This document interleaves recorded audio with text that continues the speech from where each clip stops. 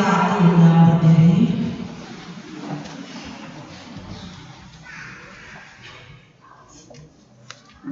Kata Yesus, hatiku sangat sedih, seperti mau mati rasanya. Ya Bapakku, jikalau sekiranya mungkin, biarlah cawan ini lalu daripadaku. Tetapi janganlah seperti yang kukehendaki, melainkan seperti yang Engkau kehendaki. Tidakkah kamu sanggup berjaga-jaga 1 jam dengan aku? Berjaga-jagalah dan berdoalah, supaya kamu jangan jatuh ke dalam pencobaan.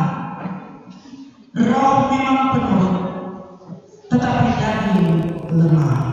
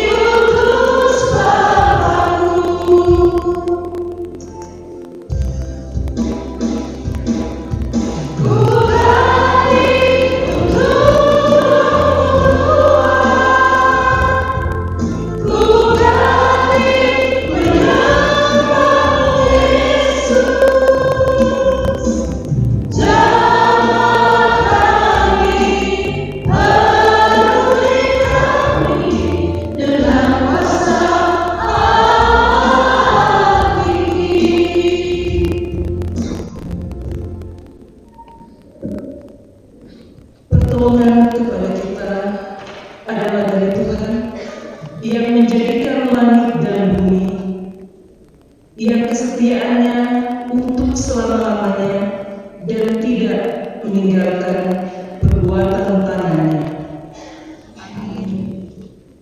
Salam bagi kamu yang menyembah dan memuliakan Dia.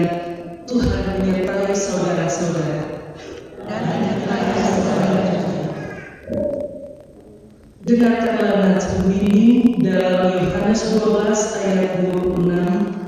Barang siapa melayani aku, ia harus mengikut aku, dan di mana aku berada, di situ pun pelayanku akan berada. Barang siapa melayani aku, ia akan dihormati Bapa. Jemaat disilakan dulu.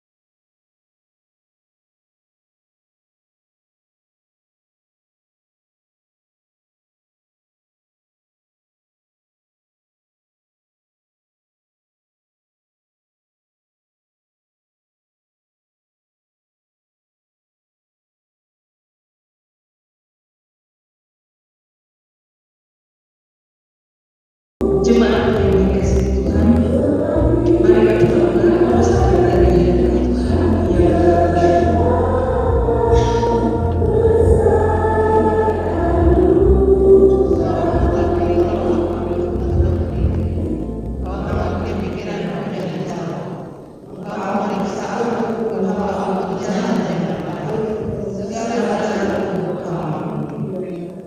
Sesungguhnya tak ada sesuatu pun yang tersembunyi di hadapan-Mu.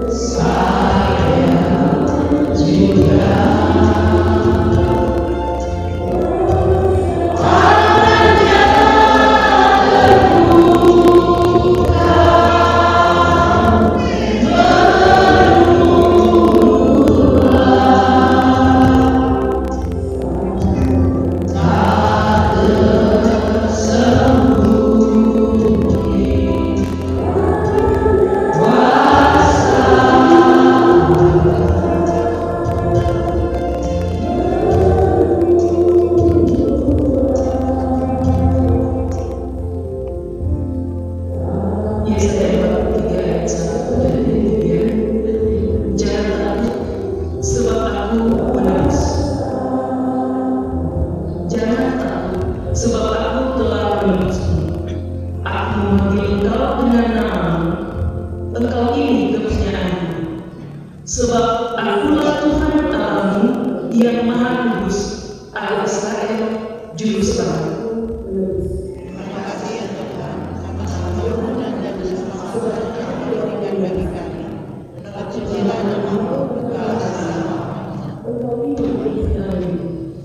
Sebab akulah Tuhan Allahmu yang Maha Kudus, Allah Israel, Juru Selamat.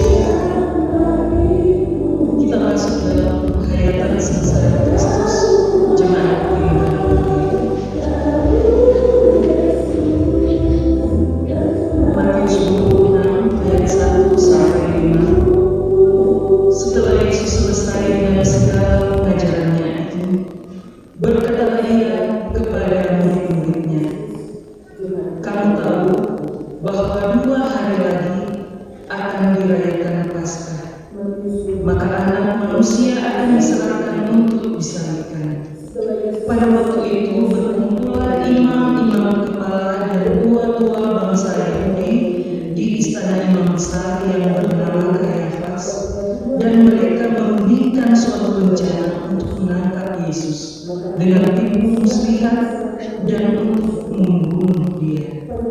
Tetapi mereka berkata, jangan pada hari perayaan, supaya jangan timbul keributan di antara rakyat. Jemaat, disilakan dulu.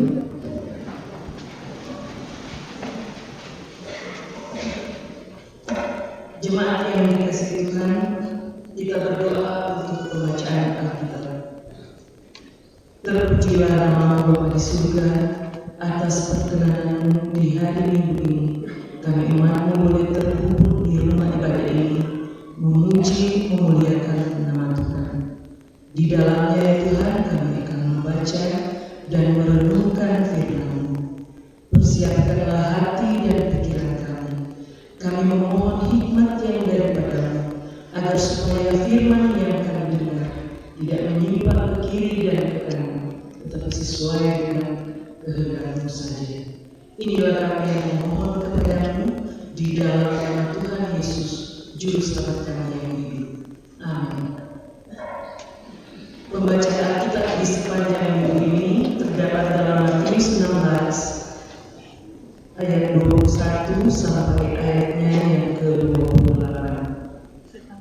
Perjanjian Baru Matius 16 ayat 21 sampai ayatnya yang ke-28.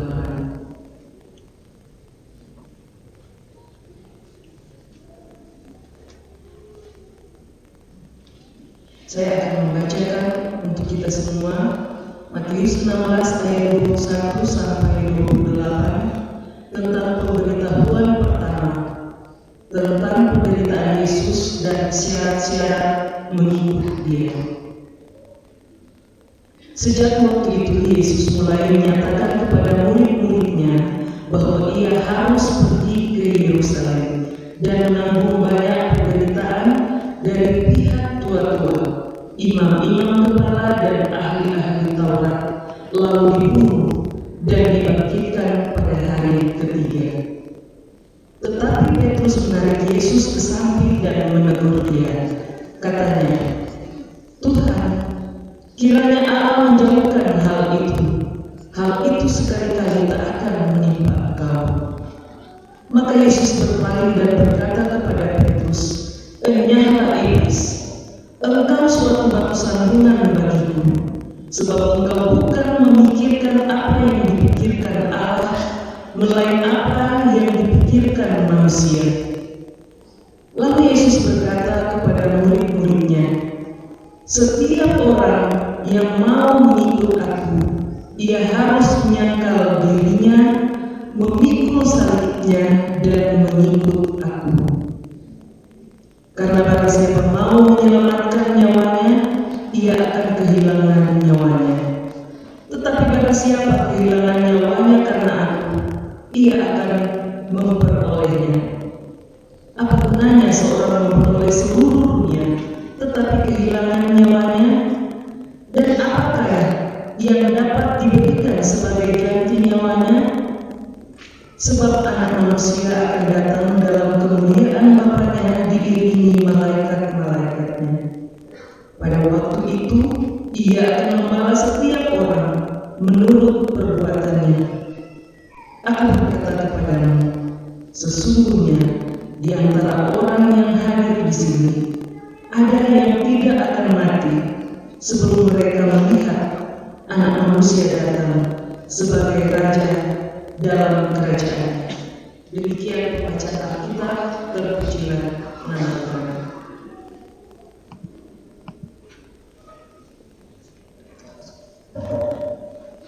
Jemaat kata yang diberkati oleh Tuhan, sekarang ini kita berada di minggu ke-7 atau minggu sengsara terakhir sebelum Paskah.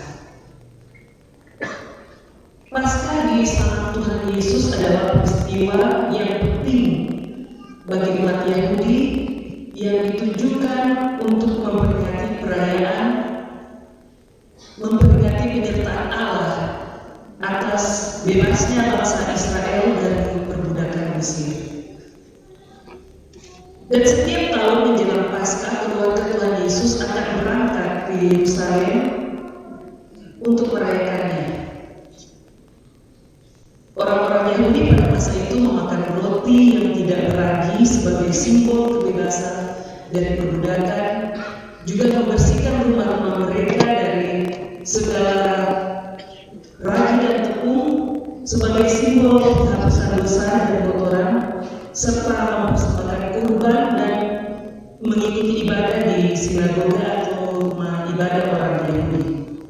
Jadi jelaslah bagi kita semua bahwa keluarga Tuhan Yesus sendiri merayakan upacara keagamaan yaitu Paskah, meskipun konteksnya sudah berbeda dalam Paskah yang kita rayakan saat ini. Tadi di konsistori pendeta ada bilang untuk perayaan Paskah kedua biasanya majelis yang ada 62 yang hadir jam 2. Padahal melalui Alkitab kita melihat bagaimana Tuhan Yesus dan keluarganya begitu taat dalam perayaan Paskah. Saya juga lupa tahun lalu apakah saya ambil bagian dalam Paskah kedua, tapi yang jelas di pembacaan kita hari ini kita diingatkan kembali betapa pentingnya peristiwa-peristiwa keagamaan untuk dirayakan supaya Tuhan umat berdosa yang lupa ini senantiasa diingatkan. Alkitab mencatat pada umur 12 tahun waktu keluarga Tuhan Yesus ke Yerusalem untuk merayakan Paskah. Waktu itu Tuhan Yesus sempat dikira sudah hilang. Orang tuanya sibuk mencari dia dan menemukan Tuhan Yesus ada di antara para imam, ahli-ahli Taurat, mendengar pengajaran mereka di dalam bait Allah, serta bertanya jawab dengan para pelayan. Kalau umur 12 tahun sekarang itu dalam tata gereja Bible itu adalah usia remaja. Sama juga dengan remaja sekarang yang hilang-hilang umur 12 tahun. Orang itu bukan ada di gereja atau ada di kolom, atau mungkin sedang nonton bareng atau pertemuan. Nah, mudah-mudahan mau terubah karena belajar dari Tuhan Yesus umur 12 tahun sudah ada di dalam gedung gereja, bahkan bertanya jawab dan meneliti serta bertanya soal pengajaran Alkitab. Dan di sepanjang minggu ini kita diajak untuk membaca dan merenungkan tentang pemberitahuan Tuhan Yesus kepada murid-murid yang pertama kali. Jadi ada sekitar 4 kali Tuhan Yesus memberitahukan tentang kesengsaraannya. Kalau peraturan sekarang suruh dia bahasa, biasanya kalau orang meninggal dia suka sebuah bilang, sebuah pesan. Dan ini untuk yang pertama kalinya Tuhan Yesus memberitakan tentang penderitaan yang akan ia alami, yang disebabkan oleh tua-tua, imam-imam dan para ahli Taurat. Mengapa harus ke Yerusalem? Karena Tuhan Yesus sendiri bilang ia harus ke Yerusalem. Yerusalem di masa ini adalah pusat dari 3 agama Abrahami, yaitu Yahudi, Kristen, dan Islam. Disebut Abrahami karena mereka berasal, termasuk orang yang berasal dari keturunan Abraham. Sampai saat ini Yerusalem merupakan daerah rebutan Israel dan Palestina, meskipun Israel mengklaim sekarang dan tidak diakui bahwa Yerusalem itu adalah ibu kota Israel. Dalam mengakui ajaran dalam agama Islam itu orang mengaku 12 suku Arab itu adalah keturunan agama Islam dan mereka itu berasal dari anak Hagar. Hagar ini anak Ismail. Ismail ini dari mama Hagar. Hagar ini adalah budik dari Abraham yang diminta oleh Sarah istrinya untuk melahirkan seorang anak karena waktu itu Abraham dan Sarah sudah berusia tua dan tidak memiliki keturunan. Biasanya orang sensitif baca cerita soal budik, kalau belum boleh apa sekarang boleh. Itu dulu perintahnya beranak cucu dan bertambah banyak. Dan Dan dalam kasus ini, Abraham ini mengambil Hagar sebagai bukti itu diperintah atau diminta oleh Sarah istrinya. Jadi asal usul Islam itu dobe keturunan dari situ, dari pihak Ismail anak dari Hagar. Sementara Yahudi dan Kristen mengakui 12 suku Israel anak dari keturunan Ishak dari Abraham cucu Yakub adalah berasal dari sana. Jadi 12 suku Israel ini adalah awal dari agama Yahudi dan agama Kristen. Dan di Yerusalem ada Masjid Al-Aqsa serta Dome of the Rock yang dipercaya, Dome of the Rock yang dipercaya adalah tempat nabi mereka naik ke surga. Jadi dulu orang sembahyang itu dia berkiblat ke arah Yerusalem. Kalau memang itu penting, coba sekarang suruh pindah di Mekah, dari kiblat atau apa, mau sujud akad itu ke Mekah. Berarti peristiwa waktu kenaikan menurut saya mungkin dianggap penting sehingga suruh pindah kiblat ke arah Mekah. Dan juga di sana ada tembok ratapan, yaitu sisa-sisa dari gereja, bangunan gereja. Dan itulah mengapa Yerusalem menjadi tempat yang penting. Persamaan dari agama Kristen dan agama Yahudi itu sama-sama menyembah Allah Abraham, Ishak dan Yakub. Tetapi sampai saat ini agama Yahudi tidak mengakui keberadaan Tuhan Yesus sebagai anak Allah, juru selamat dan Mesias. Mereka tidak mengakui penebusan dosa dari kematian Tuhan Yesus. Orang Yahudi, orang itu sangat arogan dan merasa paling benar, paling suci, bahkan anarkis dan senang menghakimi orang dengan dalil hukum Taurat. Luas wilayah Yerusalem itu 125 km persegi, masih lebih luas kota Manado 157 km persegi.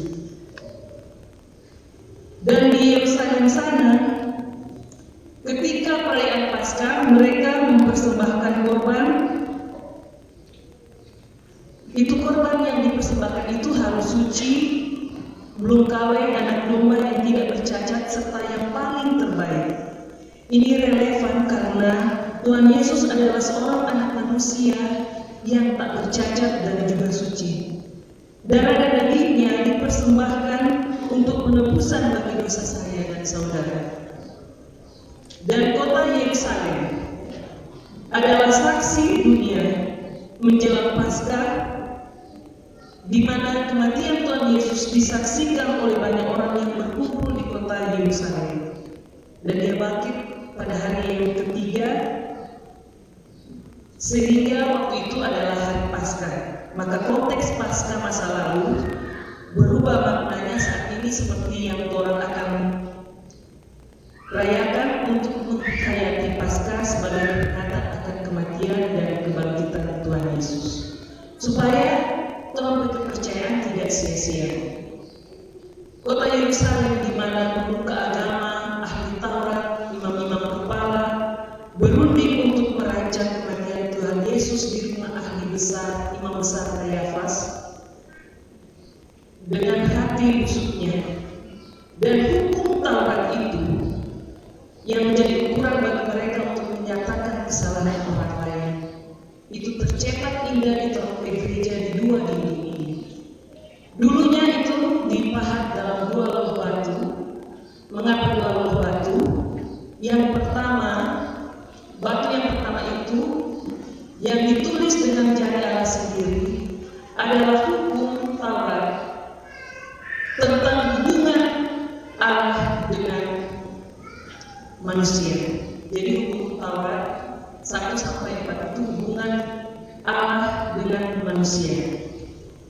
Kalau trompet gereja ini ditulis dalam dua bahasa, bahasa Indonesia dan bahasa Modo, dan saya juga tidak yakin kalau orang Insil itu jaga harga trompet gereja dan melihat trompet hukum Taurat. Kalau Hukum Taurat 1-4. Jangan ada padamu Allah lain di hadapanku. Jangan membuat bagimu patung yang menyerupai apapun. Jangan mengucapkan nama Tuhan Allahmu dengan sembarangan.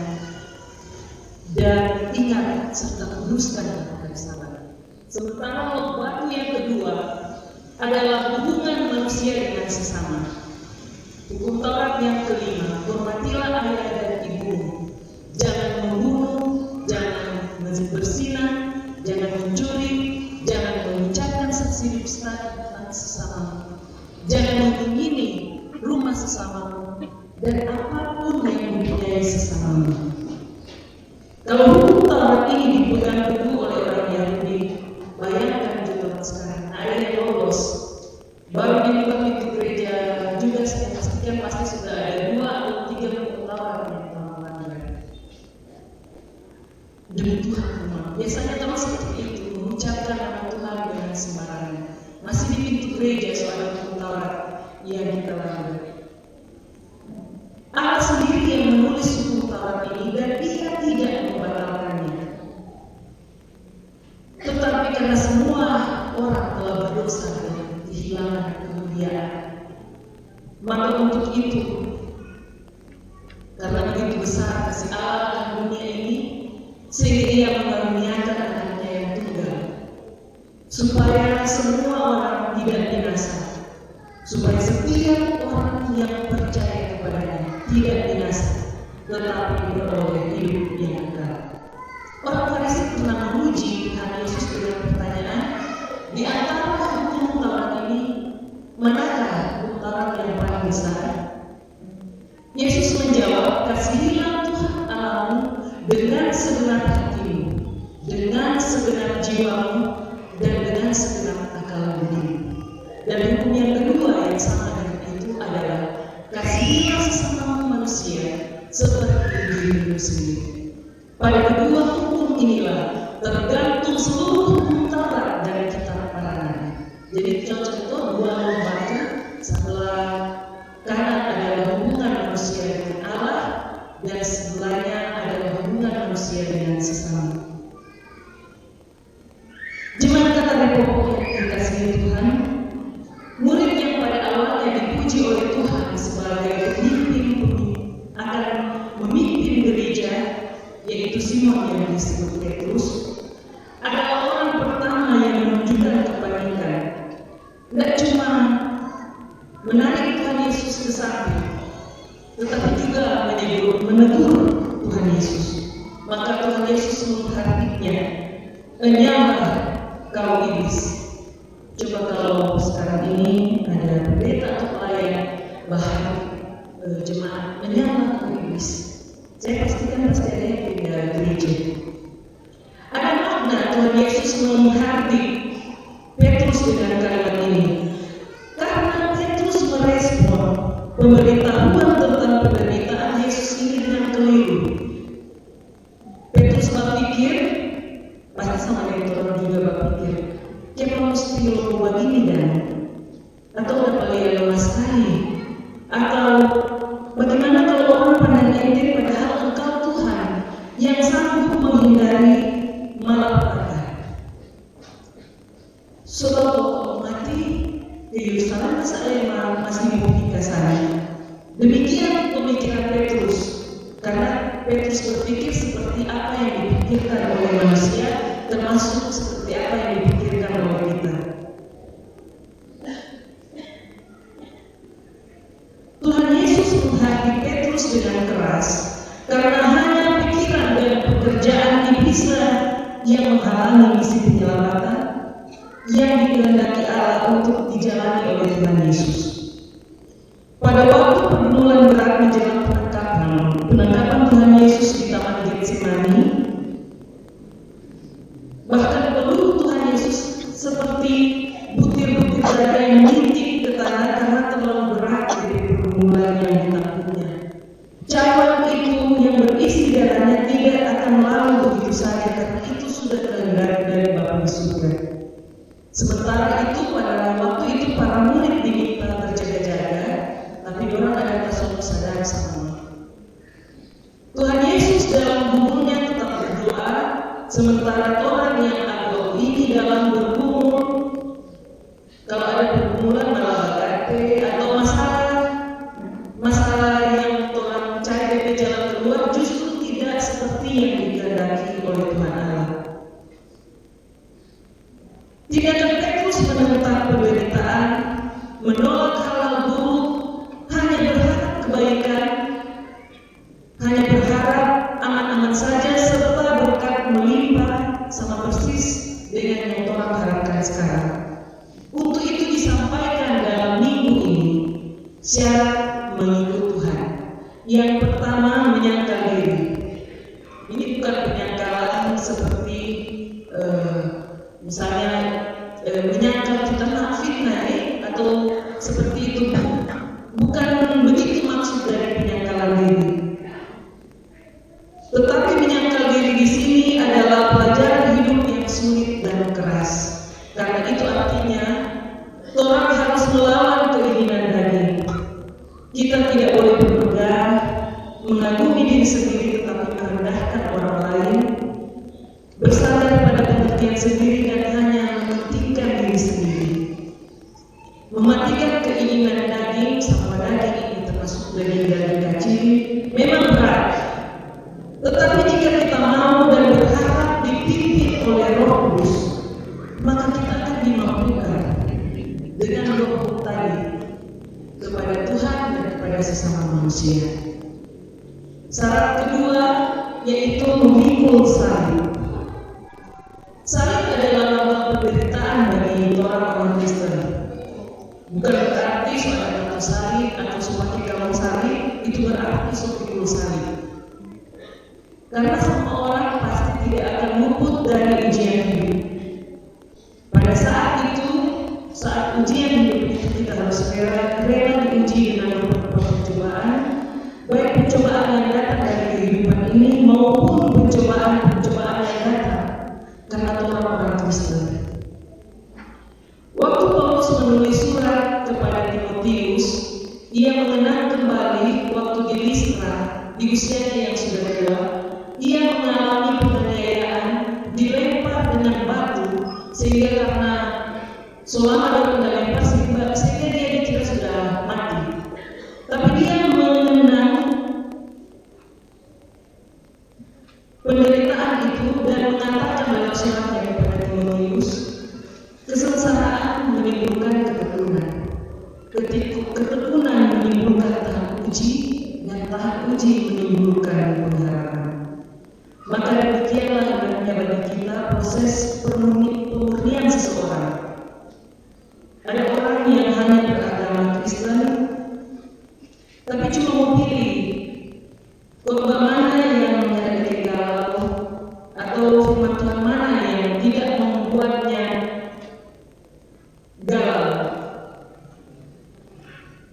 Orang Kristen senang sekali diberi harapan palsu kalau anak-anak udah bilang di PHP dan pasti dengan pemberitaan firman yang menegur dan menyatakan kesalahan. Padahal syarat memikul salib harus dilakukan dengan sukacita iman, karena di dalamnya ada pengharapan. Dan syarat ketiga yang disebut Tuhan Yesus yaitu mengikut Dia. Waktu Tuhan Yesus memanggil murid-muridnya yang pertama, ada Simon Petrus, Andreas, Yakobus anak Zebedeus dan Yohanes. Mereka itu sedang dalam pekerjaan. Ada yang di perahu, ada yang sementara jala ikan, ada yang bersama dengan ayahnya. Tetapi ketika dipanggil, mereka segera meninggalkan pekerjaan dan apa yang dilakukannya dan mengikut Yesus. Dan inilah komitmen yang harus dimiliki oleh setiap orang Kristen untuk mengikut Dia. Saya juga pernah berkelakar dengan Petua, apakah Tuhan Yesus ada pilih murid-muridnya itu nelayan, petani, waktu itu cuma dahaga. Kita udah jawab, kalau dia pilih pegawai pasti ada dulu, ada tugas. Untuk itu mulanya Yesus memanggil murid-muridnya harus orang yang memberi diri. Begitu pun yang berlaku bagi kita sekarang ini.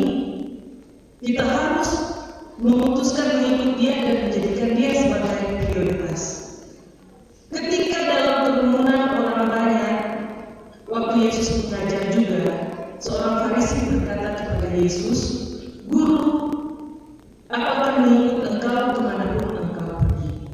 Tetapi Yesus menjawab, "Serigala mempunyai liangnya, burung mempunyai sarangnya, tetapi Anak Manusia tidak mempunyai tempat untuk meletakkan kepalanya." Tuhan Yesus tidak sementara bermisi. Jawaban itu menyatakan bahwa ia tahu benar, ia tidak mempunyai tempat di hati orang Farisi ini. Karena dia tahu benar, seorang Farisi tidak mudah meninggalkan reputasinya, otoritasnya yang tinggi dalam sistem agama Yahudi. Jadi orang ini cuma manis di mulut, supaya orang mendengar niat baiknya. Itu pasti sama dengan orang saat ini. Mengaku mau mengikut Yesus, maka memang dulu yang orang lakukan. Mengikut Yesus bukan suatu pilihan. Ikut dunia ini atau ikut Tuhan. Bahkan Iwan Fals sendiri pernah menulis lagu berjudul "Aku Bukan Pilihan", kita atau dia. Hasil pasti juga. Kalau mengikut Yesus itu harus datang dari diri sendiri. Bukan kamu yang memilih aku, tapi aku yang memilih kamu. Demikian firman Tuhan. Jadi harus datang dari diri sendiri dan bukan paksaan. Mengikut Kristus bukan suatu prestasi. Siapa yang paling paham soal Alkitab? Siapa yang paling pintar merangkai kata? Tetapi mengikut Dia berarti memberi seumur hidup dan menjadikan Tuhan prioritas, bukan kesombongan. Dalam ayat ke-28 Yesus mengatakan, "Sesungguhnya di antara yang hadir di sini ada yang tidak akan mati sebelum mereka melihat Anak Manusia datang sebagai Raja dalam kerajaannya." Di mana pada saat itu Yesus berkata demikian, Dia bersama dengan murid-muridnya. Dan kalau di antara yang hadir saat ini ada yang tidak akan mati, ada banyak orang berasumsi tentang kalimat ini. Ada yang berasumsi bahwa sebelum mengalami persekusi, para murid-muridnya mengalami penganiayaan, bahkan kematian dalam mempertahankan imannya, terbukti dengan 12 muridnya ini semua mati, disiksa, dianiaya, dan dibunuh. Tapi mereka tetap menjaga iman karena pada akhirnya mereka semua tahu kemana mereka sesudah kematian, dan mereka bersuka cita menghadapi maut. Ada juga anggapan yang kedua, di antara mereka yang tidak mengalami kematian,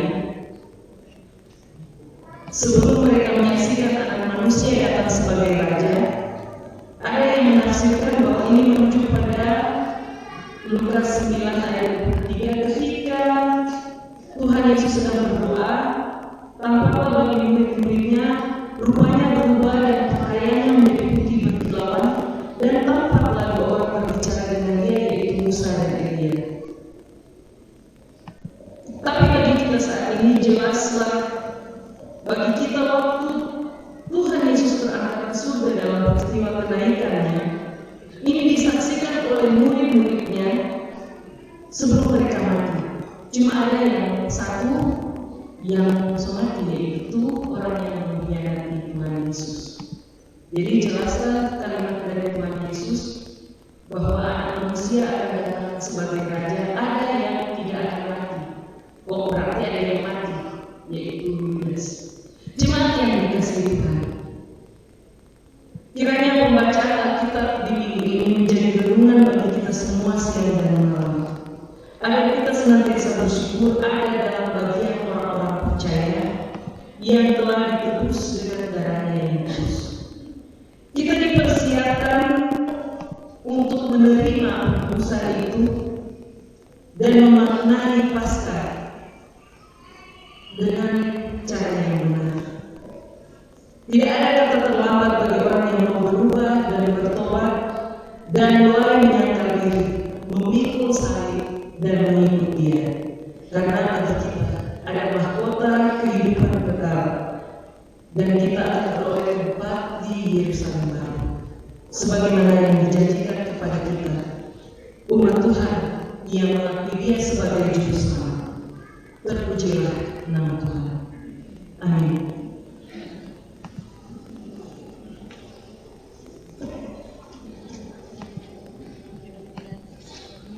Jemaat yang dikasihi Tuhan, kita akan mendengarkan puji-pujian dari jemaat.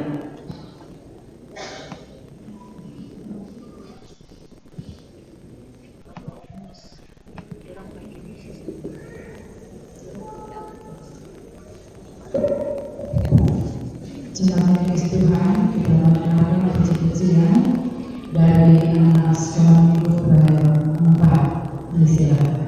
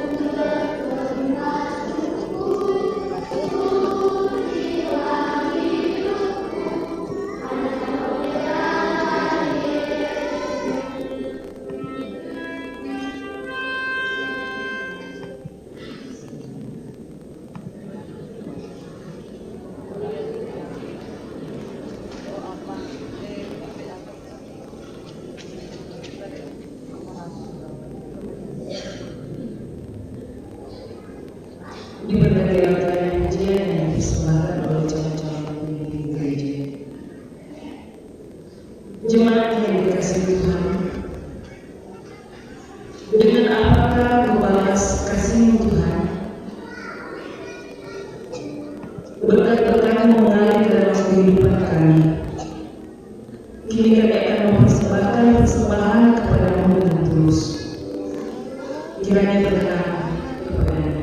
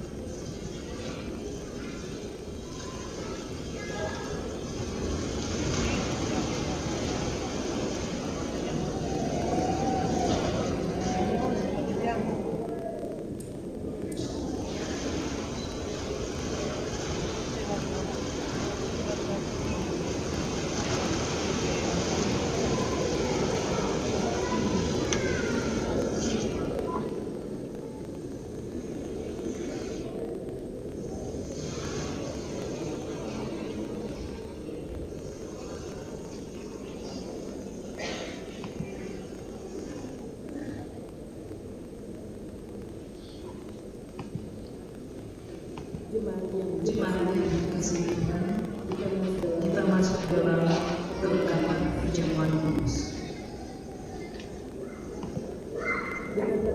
Dengarkanlah pengajaran yang nasihat.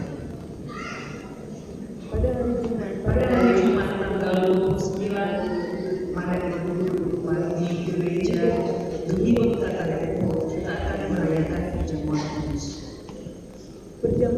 Perjamuan kudus adalah peringatan akan Kristus yang disalibkan dan dibangkitkan.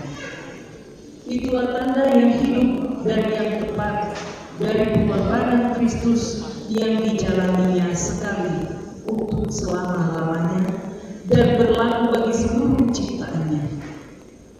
Perjamuan kudus pada hakikatnya adalah sakramen dari kasih karunia Allah di dalam Yesus Kristus oleh kuasa Roh Kudus.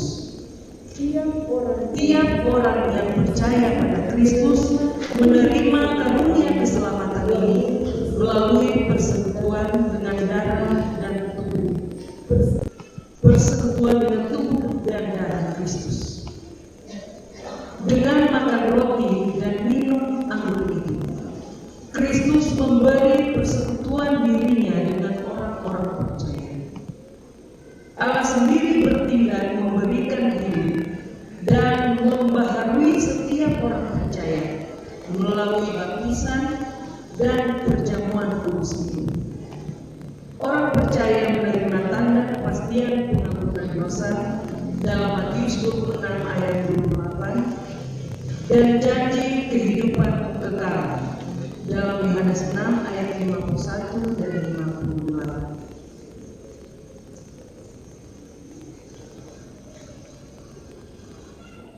Perjamuan kudus mencakup firman dan sakramen adalah pemberitaan dan perayaan tentang karya penyelamatan Allah. Dengan demikian, perjamuan kudus adalah ucapan syukur gereja atas segala kasih karunia Allah. Dengarkanlah firman Tuhan yang di dalamnya tertulis nasihat tentang perjamuan kudus.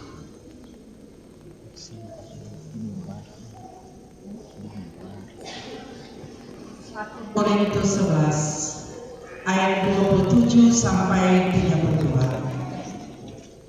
Jadi barang siapa dengan cara yang tidak layak makan roti atau minum cawan Tuhan, ia berdosa terhadap tubuh dan darah Tuhan. Karena itu hendaklah tiap-tiap orang menguji dirinya sendiri, dan baru sesudah itu ia makan roti dan minum dari cawan itu. Karena barang siapa makan dan minum tanpa mengakui tubuh Tuhan, ia mendatangkan hukuman atas dirinya.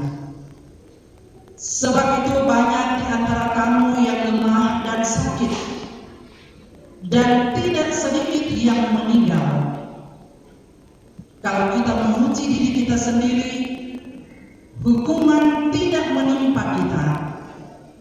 Tetapi kalau kita menerima hukuman dari Tuhan, kita dididik supaya kita tidak akan dihukum bersama-sama dengan dunia.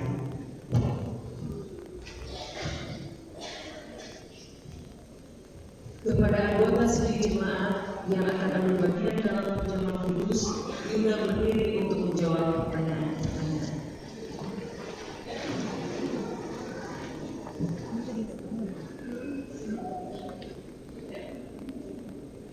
Kepada saudara-saudara anggota tubuh Kristus yang hendak merayakan perjamuan kudus, kami bertanya.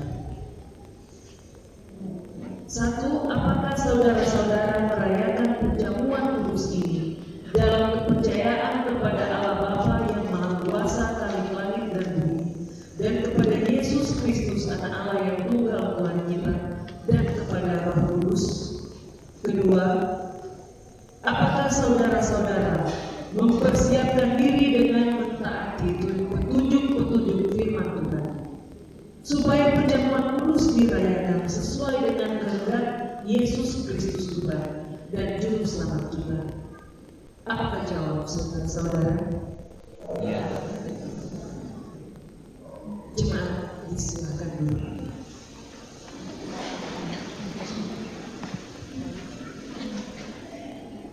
Jemaat yang dikasihi Tuhan,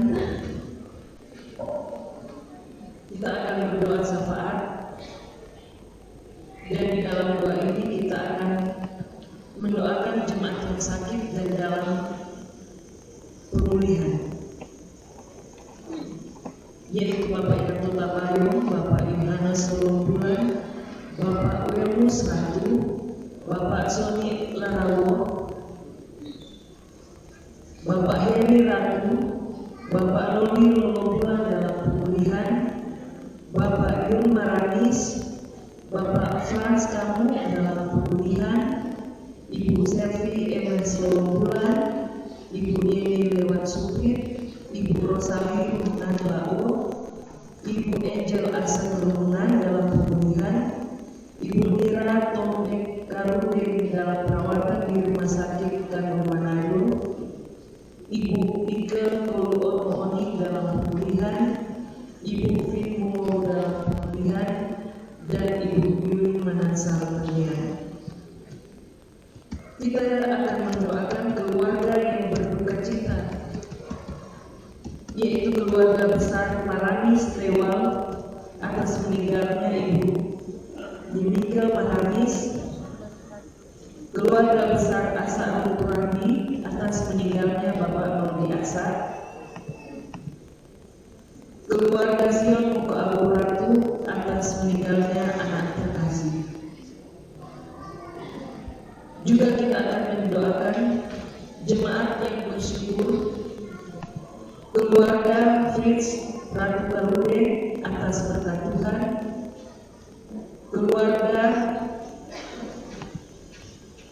Bapak Daires Ratu Sambo atas keturunan dari Ibu Rosi Sambo, keluarga Sami Boni Andrea membawa anak Juliona Jesli Boni untuk pertama kalinya datang beribadah di gereja.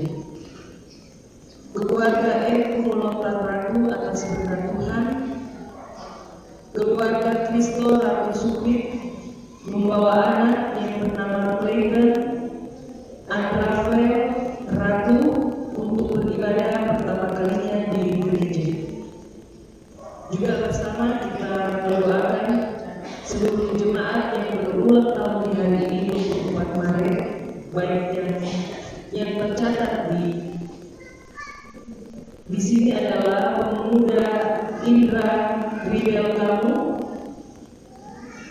berulang tahun ke-22, remaja pemuda Margaret Anabel Moni berulang tahun ke-17, Bapak Max Umalu berulang tahun ke-67, pemuda Yudhistira Ratu berulang tahun ke-19, Ibu Kreni M. Mohan berusia ke-22, Bapak Feli Firdaus Lewan berusia ke-27, Ibu Rosi Ratu Sambo berusia ke-26, adik Mateo Pedro berusia yang ke-5 tahun, adik Aurora Ranta berusia yang ke-7 tahun, dan adik Aurelia Moni bersyukur berusia 5 tahun pernikahan kali ini. Mari berdoa. Bapa di surga yang senantiasa kami muliakan di dalam nama Anakmu Tuhan Yesus Kristus, Sang Juru Selamat bagi kami yang berdosa. Kami bersyukur di sepanjang minggu ini Engkau berkenan menyertai kehidupan kami, sehingga di dalamnya kami dapat bekerja dan beroleh berkat. Kami memohon biarlah Engkau menyertai kami dan mengaruniakan kemampuan serta hikmat yang daripada-Mu, agar kami dapat hidup berkenan kepada-Mu, dan ajarkan kami untuk senantiasa mampu memperbaharui hati dan pikiran kami, serta roh yang bersekutu kami, agar sebagai orang Kristen kami semakin dikuatkan untuk memikul salib dan mengikut Engkau dimanapun kami pergi dan berada. Bapa di surga, Di hari Jumat nanti, seluruh umatmu akan merayakan Jumat Agung untuk mengingat kembali pengorbanan menebus kami dengan darah anak yang kudus. Di dalamnya kami akan mengadakan perjamuan kudus sebagai penghayatan akan pengorbanan Tuhan Yesus di atas kayu salib.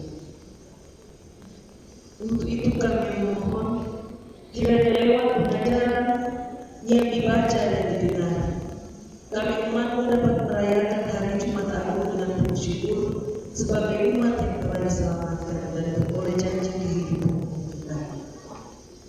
Bapa di surga, kami berdoa untuk jemaatmu yang nama-namanya dibacakan tadi sebagai jemaat yang sementara dalam pergumulan hidup karena sakit, mereka yang dalam kelemahan tubuh, mereka yang dalam pemulihan, mereka yang berharap penuh hanya kepadamu saja.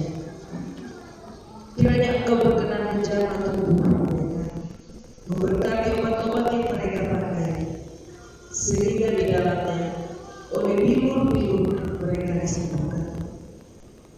Kepada keluarga yang mendampingi dan mencurahkan perhatian, kami berdoa kiranya Engkau memberkati mereka, sehingga segala kebutuhan yang diperlukan dalam pengobatan, perawatan, semuanya dapat berjalan dengan baik, serta sehat, kuat, dan sukacita iman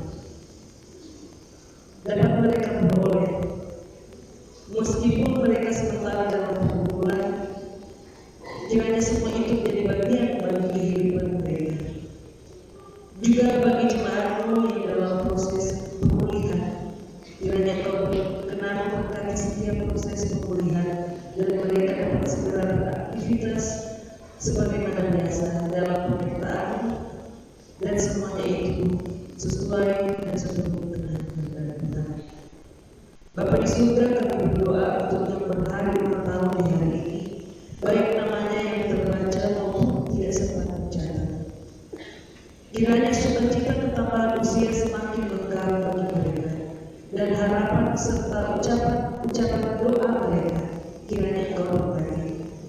Mereka dapat semakin dewasa secara rohani, terlebih lagi sehat, kuat, sukses, dan hormat yang ada di tangan mereka.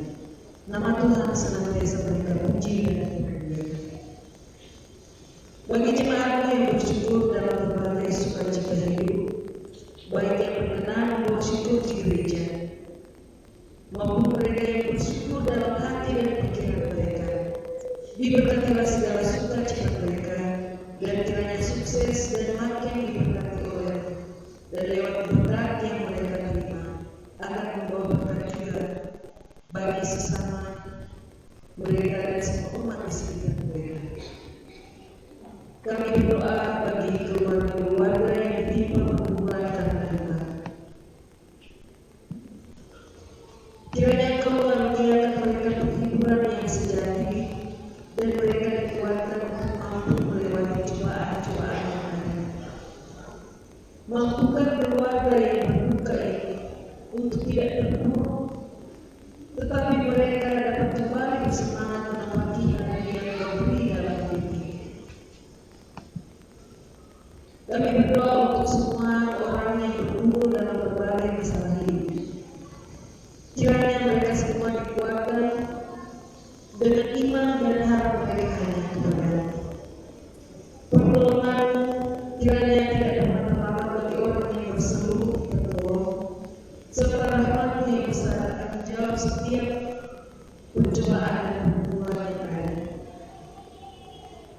Bagi-Mu tidak ada yang mustahil, sehingga kami semua mengimani dan berharap hanya kepada-Mu saja. Bapa di surga, berkatilah persembahan yang kami berikan hari ini baik dalam pujian maupun berkat yang dikumpulkan. Kiranya semuanya membawa harum dan terpakai dengan bijaksana hanya untuk kemuliaan Nama saja. Kami berdoa untuk persiapan sedih jemaat dalam mengikuti perjamuan yang kudus. Kiranya jawaban yang sudah mereka sampaikan berkenan di hadapan. Kami berdoa untuk pelayan-pelayan, ketua BPJ, pendeta, pelayan khusus, komisi, kostor, dan semua yang terlibat dalam rangka pelayanan dalam tugas pelayanan. Kiranya semuanya diberi hikmat yang asalnya daripada dapat mengerjakan tanggung jawab pelayanan bagi jemaat yang dilayani, juga bagi pemerintah negara kami dari pusat sampai ke desa. Kiranya juga bagi mereka yang dikaruniakan hikmat agar mereka dapat adil dan bertanggung jawab atas kepercayaan dan amanah yang dikaruniakan bagi mereka selama menjabat, sehingga masyarakat dapat mencapai kehidupan yang baik, pembangunan yang maju serta ekonomi yang stabil. Bapa di surga, begitu banyak permohonan yang ingin kami minta di dalam doa ini, tetapi biarlah kehendak-Mu yang jadi atas kami dan bukan kehendak. Di dalam nama Tuhan Yesus yang adalah anak Allah yang agung, kami berdoa. Amin. Jemaat yang kita berdiri,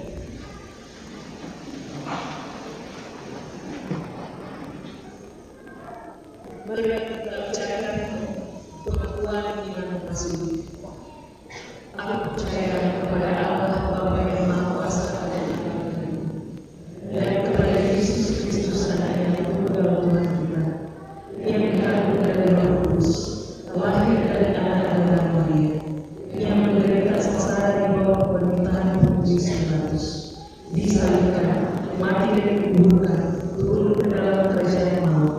Pada hari ketiga bangkit pula dari antara orang mati, naik ke surga, duduk di sebelah kanan Allah Bapa yang Maha Kuasa, dan akan datang dari sana untuk menghakimi orang yang hidup dan yang mati.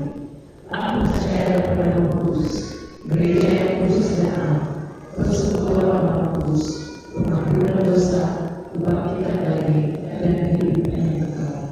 Amin. Kita berdoa Bapa kami. Bapa kami yang di surga, dikuduskanlah nama-Mu, datanglah kerajaan-Mu, jadilah kehendak-Mu di bumi seperti di surga. Berilah kami pada hari ini makanan kami yang secukupnya, dan ampunilah kami kesalahan kami, seperti kami juga mengampuni orang yang bersalah kepada kami. Dan janganlah membawa kami ke dalam pencobaan, tetapi lepaskanlah kami daripada yang jahat. Karena Engkau yang punya kerajaan, kuasa dan kemuliaan sampai selama-lamanya. Amin. Disilakan dulu. Kita dengarkan wakil jemaat.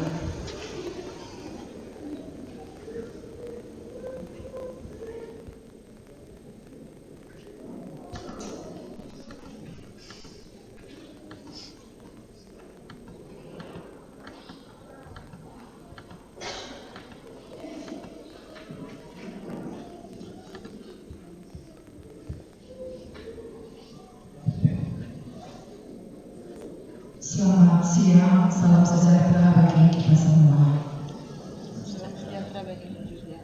Bapak Ibu warga jemaat yang dikasihi dan diberkati Tuhan, pertama-tama tentu kita mengucap syukur kepada Tuhan kalau pada siang hari ini kita ada dalam pemeliharannya. Kita diberi waktu bagi Tuhan untuk hidup di hari ini, di berjalan, dan kita telah mendahului segala aktivitas ini berjalan dengan bersama-sama kita bersekutu, beribadah, memuji dan memuliakan nama Tuhan lewat ibadah bersama. Warga jemaat, pertama-tama menyampaikan terima kasih banyak kepada kami yang sudah melayani ibadah ini, menyampaikan kebenaran firman Tuhan lewat pembacaan Alkitab Matius 16 ayat 21 sampai 28. Jadi kepada Ibu Penatua Agnes Roropande Tiara SKM yang sudah melayani ibadah dan menjadi saluran berkat bagi kita semua di siang hari ini. Atas nama badan pekerja dan semua yang hadir, menyampaikan terima kasih banyak. Tuhan Yesus memberkati pelayanan ini, tetapi juga memberkati semua aktivitas pelayanan sebagai majelis jemaat, lebih khusus selaku ketua konferensi remaja kami memberkati pokok dan memberkati selaku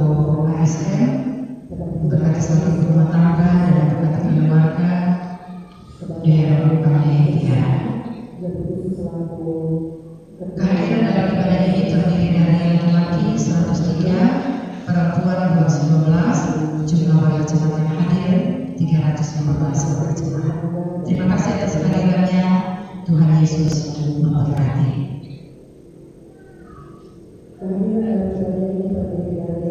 Selanjutnya, sebelum masuk pada informasi ibadah dan informasi lainnya, disampaikan kepada warga jemaat bahwa di Jemaat Katedral Popo ada kehadiran dari mahasiswa teologi UKIP, dan mereka akan ada bersama-sama di Jemaat Katedral Popo selama kurang lebih 1 minggu.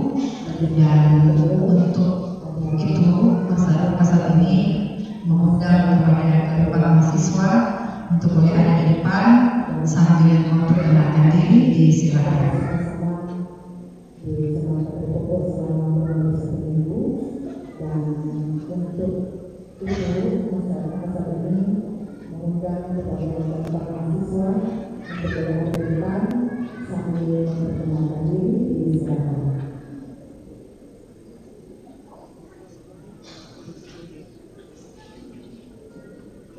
Terima kasih atas kesempatan yang diberikan. Shalom. Di saat ini kami selaku mahasiswa Fakultas Teologi UKIP ingin memperkenalkan diri. Ada pepatah mengatakan begini, tidak dikenal maka tidak disayang. Jadi sebagai orang tua saya berbuat baik supaya mengizinkan orang lain memperkenalkan diri. Perkenalkan, nama saya Kristiania Syarifah Sambe, asal jemaat Kemipom Immanuel di Bogor Tuhan, mahasiswa aktif semester 2. Perkenalkan, nama saya Enji Jumat Kaputuan. Saya asal jemaat Kemipom Suami yang mulai Kota Tuhan. Saat ini mahasiswa aktif semester 2. Terima kasih. Perkenalkan, nama saya Kak Sunan. Ini asal jemaat dari Provinsi Riau dari Jogja, dan saat ini mahasiswa aktif semester 6. Terima kasih. Perkenalkan, nama saya Diki Alexander Mampu, asal dari Provinsi Nusa Tenggara, dan saat ini mahasiswa aktif semester 4.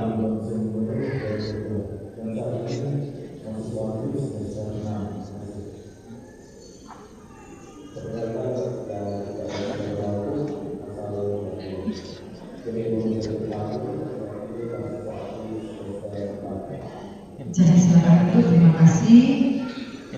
Jadi sekali lagi mereka akan ada bersama dengan Jemaat Katedral Popo selama kurang lebih 1 minggu untuk berorientasi dengan pelayanan di Jemaat Katedral Popo. Sekali lagi terima kasih. Dan selanjutnya kami membacakan informasi ibadah dan informasi lainnya. Pertemuan Rukun Moni dilaksanakan hari ini jam 3 sore bertempat pada keluarga Lance Mutiaruni. Pertemuan Rukun Ratu Kawatu berlangsung hari ini jam 3 sore pada keluarga Yakob Ratu. Ibadah perayaan Jumat Agung berlaku hari Jumat 29 Maret 2024, dan ibadah ini dilaksanakan 2 kali, subuh dan siang. Dalam ibadah ini juga dirangkaikan dengan peneguhan siri baru dan dilanjutkan dengan perayaan perjamuan Asyura Kudus. Dan diinformasikan bahwa yang mengikuti katekisasi selama kurang lebih 3 bulan ada 3 katekisan atau peserta katekisasi yang belum dapat ditemukan. Nanti ada ditunda, ada 3 calon belum bisa ditentukan, tetapi keduanya akan ditunda. Puji-pujian minggu depan subuh golong 7, siang ASK 5, malam golong 8. Pertemuan Hukum Pendok dilaksanakan 4 sore pada keluarga Reina Gendong Labuhan. Pertemuan ibadah ya sudah dibacakan tadi. Selanjutnya ucapan syukur keluarga dan pribadi.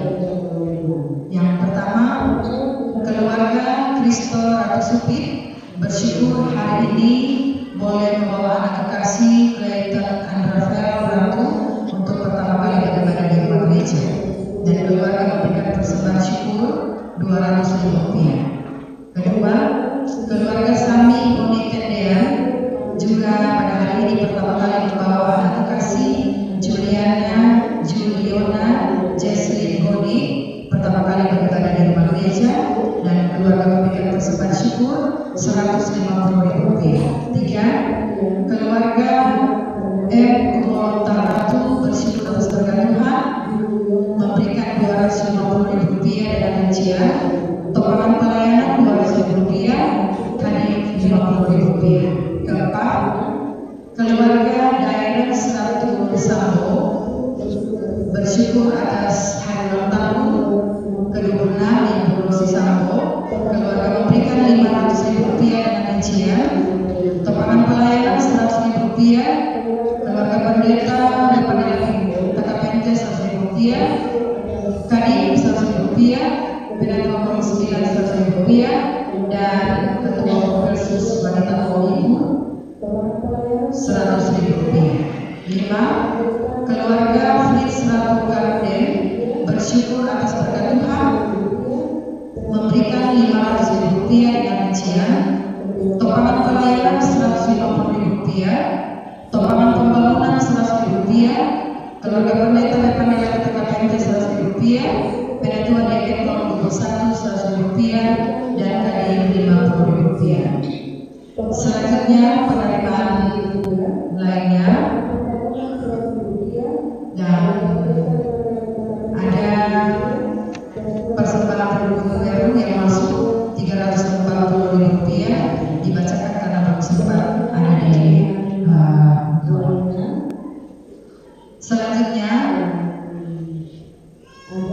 topangan pelayanan tahun 2023-2024 wanita kaum ibu kolom 25 Rp250.000. Topangan pelayanan tahun 2023-2024 PKB kolom 14 Rp250.000, kolom 18 Rp400.000, PKB kolom 17 Rp250.000, remaja lain 8 Rp150.000, kolom 17 Rp400.000, ASM lain 10 Rp50.000, Kompelsus ASN Kewilayah Rp336.000. Topangan 5.000 per kakak yang masuk kolom 5 Rp75.000, kolom 15 Rp50.000, kolom 10 Rp20.000, kolom 28 Rp85.000, kolom 18 Rp150.000, kolom 24 Rp130.000, dan topangan maksudnya kolom 15 Rp50.000. Topangan untuk kegiatan pasca kolom 17 Rp100.000, topangan untuk kegiatan pasca kolom 18 Rp100.000, topangan kegiatan wilayah dalam rangka wilayah kolom 18 Rp100.000. Selanjutnya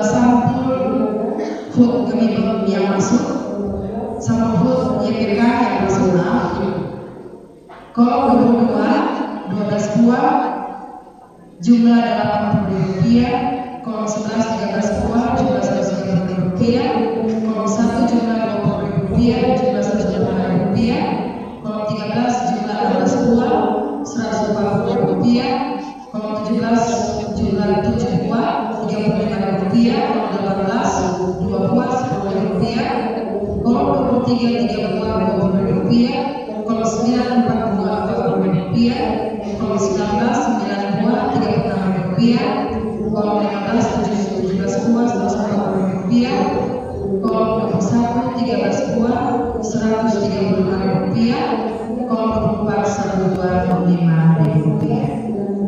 Demikian warta jemaat di siang hari. Yang minta maaf masih ada tambahan, memang harus untuk tadi disampaikan sebagai dalam program tahun 2023-2024 bahwa untuk pelaksanaan ibadah KPI yang disponsori oleh kolom 9 sampai kolom 14, yang disponsori oleh jemaat kolom 9 sampai 14 dilaksanakan hari Sabtu 30 Maret 2024 jam 6 sore dan tepat di gedung Serbaguna di Desa Lampung Selatan. Jadi mengundang kepada Bapak Ibu warga jemaat untuk bersama-sama hadir dalam pelaksanaan ibadah kebaktian penyelenggaraan iman. Sekali lagi tepat di gedung Serbaguna Desa Lampung Selatan hari Sabtu jam 6 sore.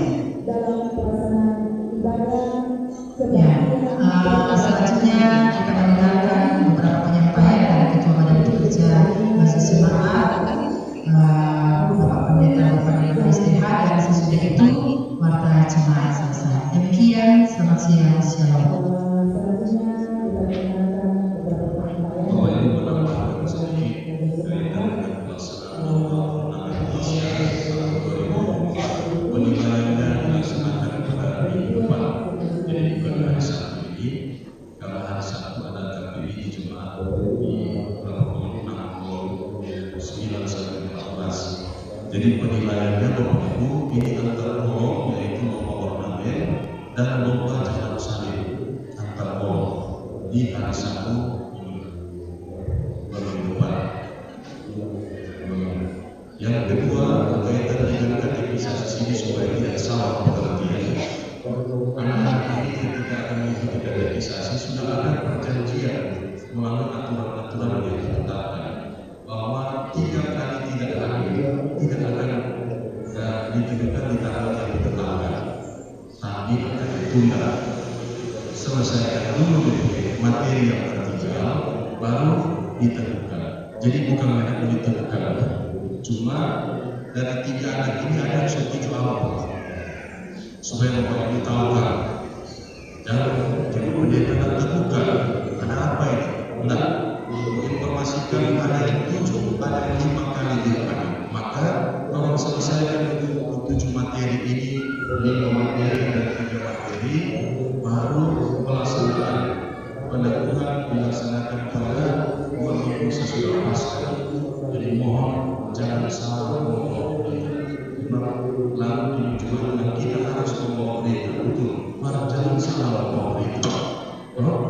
Supaya terlaksana menjaga kalau ada yang bertanya, mengeluarkan orang bertanya, jawab pengertian. Ternyata betul boleh apa adalah apa.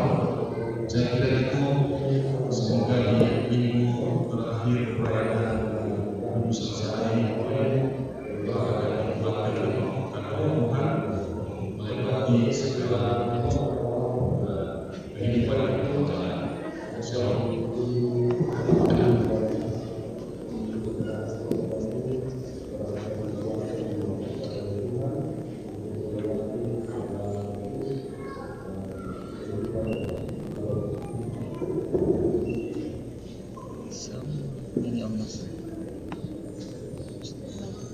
Langsung berlaku. Jemaat yang dikasihi Tuhan, kita lakukan NKPI jilid 2 nomor 98. Semua akan menganugerahkan. Selamat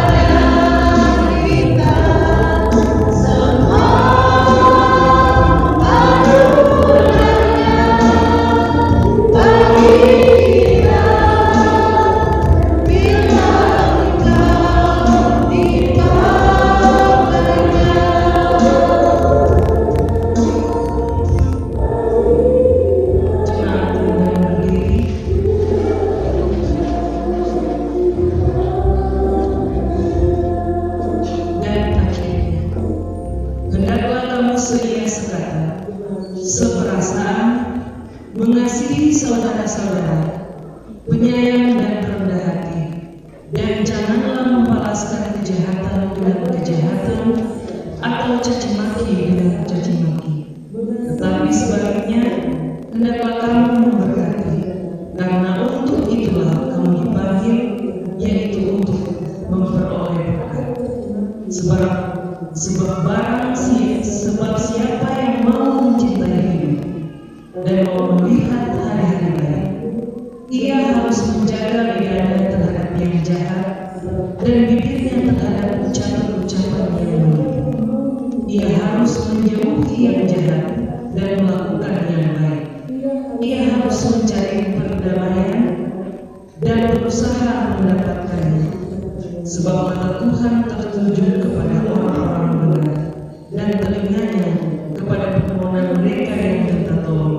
Tetapi wajah Tuhan menentang orang-orang yang berbuat jahat. 1 Petrus 3 ayat 8-11.